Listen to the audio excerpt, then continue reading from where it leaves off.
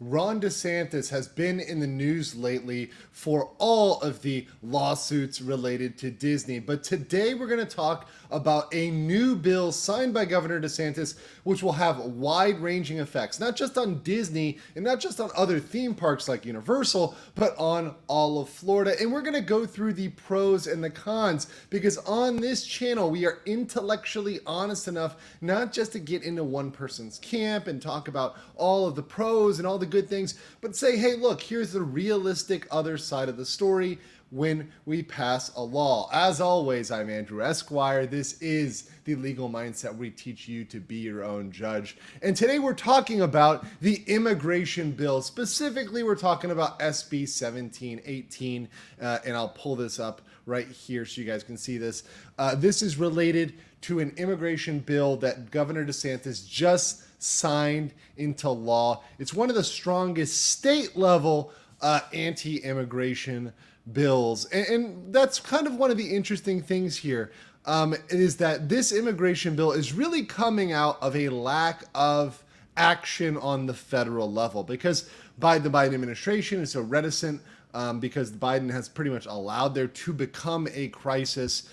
Some governors, including DeSantis, have felt like they have to take action. Texas is taking action regarding policing its border. And now DeSantis has said, you know what? Florida's coming in and we are passing legislation to aggressively control immigration within Florida. And it's very interesting because immigration is an area that typically is controlled by the federal government. Typically, the federal government handles everything related to immigration. And this may very well be one of the challenges legally that comes up regarding some of the acts within this legislation, whether or not Florida has the power to do so.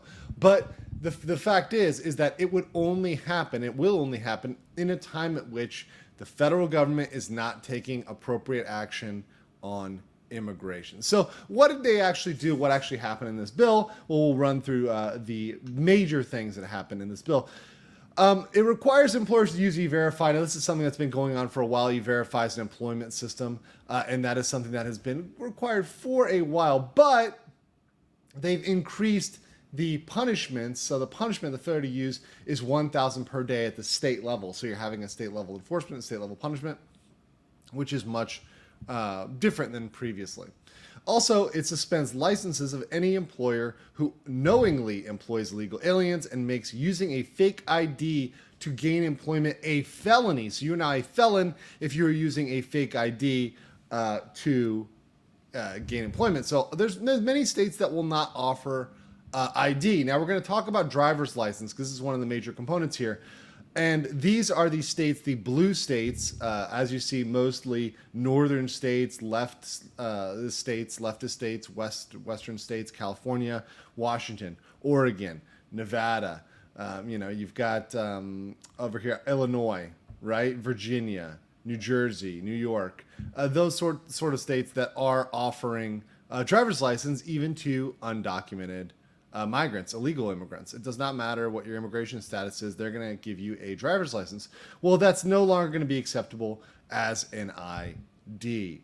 And then we're going to enhance penalties for human smuggling, including making knowingly transporting 5 or more illegal aliens or a single illegal alien minor a second-degree felony subject to a $10,000 fine and 15 years in prison. Look, there's no love lost from me for human smuggling. So that one I'm just going to say is probably an unmitigated pro. I can say without a doubt that whether you're a Democrat or Republican, it does not matter what your politics are. Human smuggling is bad, and I am all for punishing people that engage in human smuggling.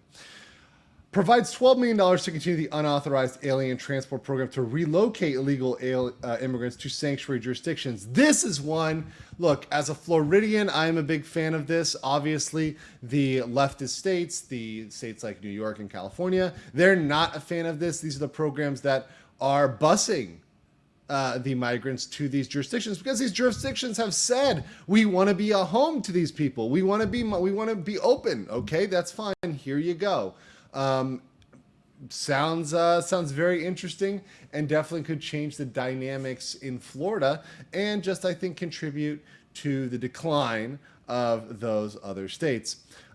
Bans local governments and NGOs from issuing identification documents to illegal immigrants and invalidates all out-of-state driver's license issued exclusively to illegal aliens.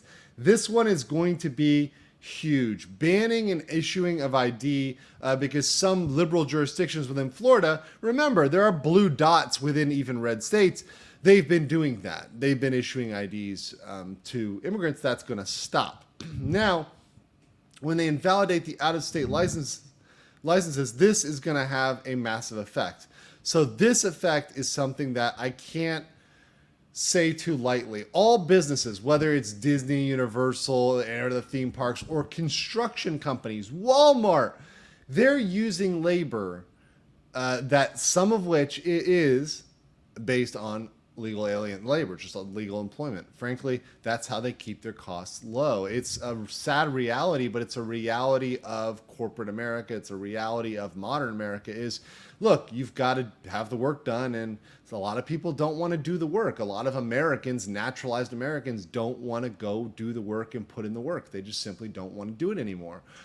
But you've got folks that want to do it. They've got a driver's license from California and New York, and they're driving stuff down, right? It's going to become an issue. And look, I call balls and strikes. People who think that lately for my Disney coverage, I've been just saying only positive things about Governor DeSantis.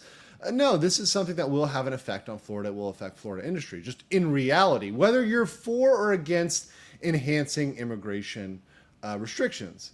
It doesn't matter one way or another. It will have an effect. It is going to impact Floridian business. The last thing is requiring hospitals to collect and report healthcare costs for illegal aliens. This is something that's kind of tough because, look, it's hard to collect costs for regular citizens. In fact, people bounce on their healthcare bills all the time, partly because they're kind of outrageous, particularly if you don't have insurance to cover those. But this is good. This is a problem across all of America, and there needs to be a solution. Governor DeSantis is just offering one solution regarding collecting healthcare costs, but that is going to be practically very difficult. So overall, what do I think of this bill? I think there's obviously a need for it, but it's going to be very difficult to enforce, and it's going to have a huge effect on business within the state of Florida. What do you guys think? Let me know what you think. Like, comment, subscribe, drop that notification bell, and I will catch you on the next one. Peace.